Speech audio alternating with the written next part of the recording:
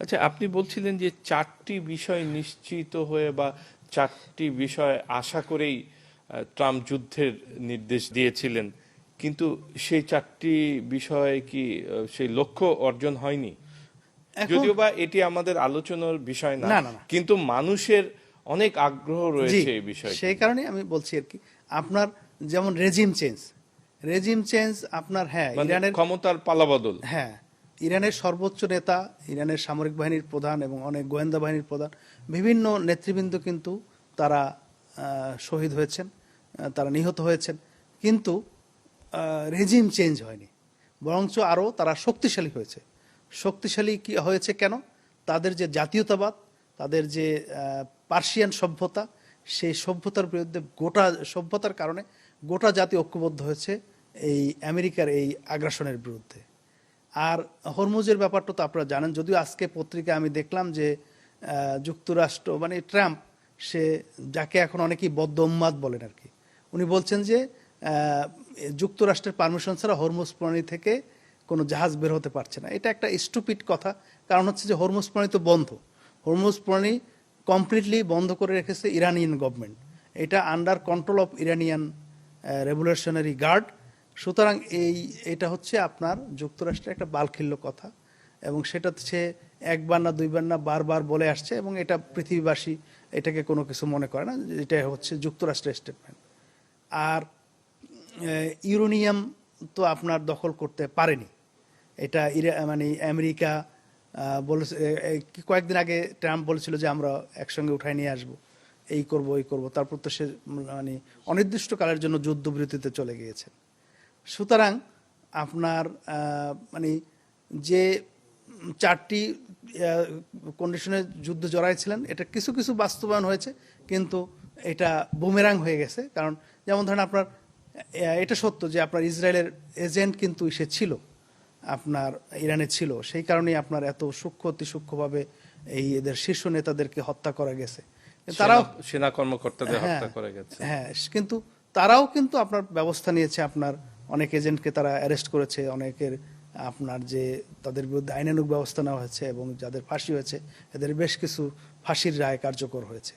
সুতরাং ইরান যুক্তরাষ্ট্র যুদ্ধে যুক্তরাষ্ট্র আংশিক সফল হলেও তাদের জন্য, তাদের কিন্তু পরাজয়টা হয়েছে নিদারুণ।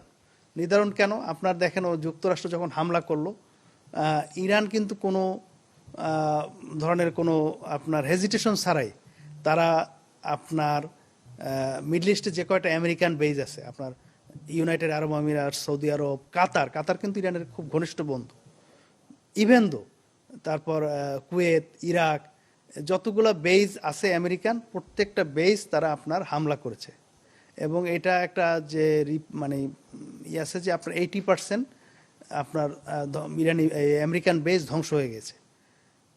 এবং এটা আপনার ধরেন জর্জ গ্যালোয়ে কিন্তু ওই হামলার দিনই কিন্তু সে তার ফেসবুকে আপনার সে এটা কনফার্ম করেছে। এখন বিশ্বের অনেক মিডিয়াতে ওইটা ওইভাবে আসে নাই। এটা না আসার কারণ হচ্ছে, আপনি ফর এক্সাম্পল আল জাজিরা কিন্তু সবসময় তারা এই জাতীয় সংবাদগুলো পাবলিশ করে, কিন্তু এখন এটা কিন্তু কাতারই হামলা হয়েছে, এখন সেটা তাদের তো ন্যাশনাল ইন্টারেস্টের কোশ্চেন আর কি। বা ওই যে আপনার সৌদি আরব থেকে অনেকে আপনার যেমন ইন্টারন্যাশনাল এয়ারপোর্ট রিয়াদের বন্ধ, তারা ডোমেস্টিক এয়ারপোর্ট থেকে ফ্লাই করছে। কেন ফ্লাই করছে? সেখানে কিছু মেরামতের, কিসের মেরামতের? মেরামতের কাজ তো আপনার এইটা এগুলাই এরকম। দুবাইতে, আপনি দুবাইতে চিন্তা করেন যে আপনার ওখানে কিন্তু একটা টুরিস্ট হাব হয়ে গেছিল, এবং ওখানে যে আপনার সারা ইনভেস্ট, পৃথিবী থেকে মানুষজন, ইনভেস্টাররা আসতো হ্যাঁ, সেখানে। সে আপনার সেখানে কিন্তু ব্যাংকগুলা, ইন্স্যুরেন্স কোম্পানিগুলো এরা কিন্তু তারা চলে গেছে, এবং অন্যান্য যে মানে আমেরিকান কোম্পানি বা তাদের কিন্তু এখন তারা ওখানে নাই। দুবাই কিন্তু এখন খালি, এবং যুদ্ধের কিন্তু অলরেডি 45 দিন হয়ে গেছে। সুতরাং আপনার যুক্তরাষ্ট্রের যে ক্ষয়ক্ষতি, এটা মানে আপনি হিউজ। আপনি বলছিলেন চারটি বিষয় বা চারটি লক্ষ্য নিয়ে ইসরায়েল এবং আমেরিকা যুদ্ধে নেমেছিল, সেটা তিনটির বিষয় বললেন।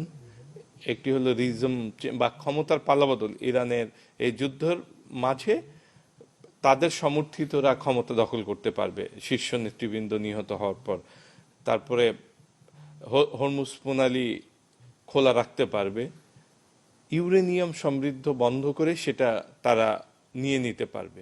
আর একটি সম্ভবত তেল, তেলের বিষয়টি, জি। জ্বালানি যেটি। ধন্যবাদ আপনাকে। তেলের বিষয়টা কিন্তু তারা কিন্তু মানে এত নগ্নভাবে তারা এই করতে, ভেনেজুয়েলায় কিন্তু তারা এই যে প্রেসিডেন্ট এবং ফার্স্ট লেডিকে উঠায় নিয়ে আসার পরে তারা, ট্রাম্প নিজে ঘোষণা করছে যে আমরা এখান তেল থেকে অনেক পয়সা পাবো।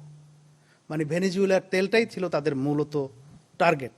এবং ইরানের তেলের দিকেও, ইরানের এই যে আপনার বিভিন্ন নিষেধাজ্ঞা আরোপ করে, তেল বিক্রিতে বাধা সৃষ্টি করে, ইরানের কিন্তু আপনার গত 3 দশক ধরে তারা কিন্তু হিউজ ক্রাইসিস তারা ফেস করে করে কিন্তু তারা এই পর্যায়ে এসেছে।